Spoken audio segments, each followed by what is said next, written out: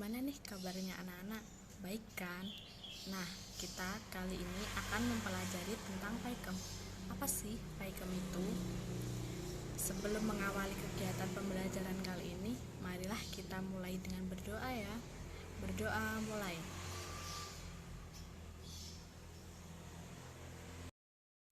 Nah, kita akan membahas tentang materi Paikem. Jadi, apa saja sih yang ada di materi Paikem itu? Berikut materinya. Yang pertama, ada pengertian Paikem. Yang kedua, ada konsep Paikem. Yang ketiga, ada prinsip penerapan Paikem. Yang keempat, ada hal-hal yang harus diperhatikan dalam melaksanakan Paikem. Yang kelima, ada tujuan Paikem. Dan yang terakhir, ada ciri-ciri Paikem. Yang pertama, ada pengertian. Jadi, pengertian Paikem itu apa sih? Pengertian Paikem merupakan singkatan dari pembelajaran aktif, inovatif, kreatif, dan menyenangkan. Nah, Paikem sendiri adalah suatu pendekatan pembelajaran yang memungkinkan peserta didik mengerjakan kegiatan untuk mengembangkan keterampilan, pengetahuan, dan sikap dengan penekanan kepada belajar sambil berbuat. Sementara guru menggunakan berbagai sumber dan alat bantu. Nah, materi yang kedua ada konsep. Konsep Paikem sendiri ada 5, yaitu kreatif, aktif, efektif, inovatif, dan menyenangkan. Yang pertama ada kreatif, yaitu pembelajaran yang mewadahi kreativitas siswa. Yang kedua ada aktif, yaitu guru menciptakan suasana yang sedemikian rupa agar siswa lebih aktif lagi. Yang ketiga ada efektif. Di sini guru mengelola, memberikan layanan materi dalam proses belajar.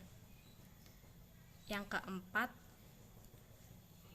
guru memfasilitasi siswa membangun sikap atau perilaku yang lebih baik lagi. Yang terakhir, yakni menyenangkan.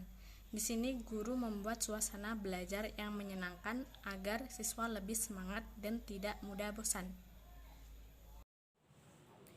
Dalam pembelajaran Paikem ada 4 prinsip yang harus diterapkan, yaitu yang pertama adalah prinsip mengalami, yang kedua adalah prinsip komunikasi, dan yang ketiga adalah prinsip interaksi, dan yang terakhir adalah prinsip refleksi.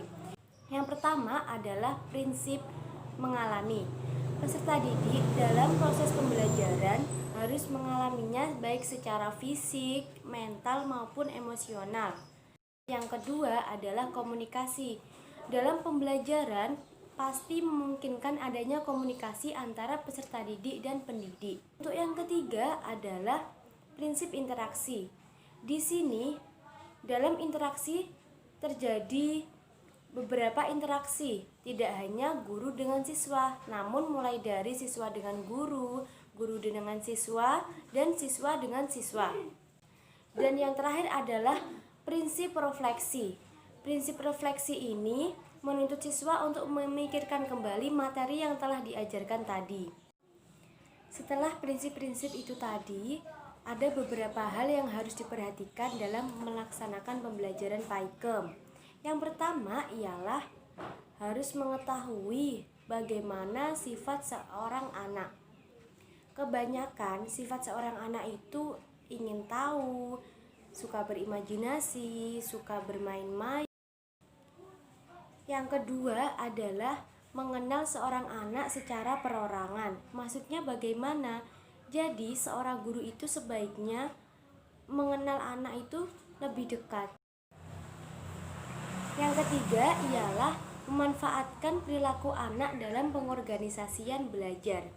Maksudnya, seorang anak itu identik suka dengan bekerja kelompok, bekerja secara grup untuk memecahkan suatu masalah. Dan selanjutnya adalah menjadikan lingkungan sebagai sumber belajar. Sebenarnya sumber belajar itu tidak hanya dari buku, tapi juga bisa dari lingkungan sekitar ataupun alam. Ciri-ciri PAIKEM dibagi menjadi 6. Yang pertama, berpusat pada siswa. Yang kedua, belajar yang menyenangkan. Yang ketiga, belajar yang berorientasi pada tercapainya kemampuan tertentu. Yang keempat, belajar secara tuntas. Yang kelima, belajar secara berkesinambungan. Yang keenam, belajar sesuai dengan kekinian dan kedisinian. Selanjutnya, tujuan PAIKEM dibagi menjadi 3. 1. Merancang penilaian dilakukan bersamaan dengan merancang pembelajaran.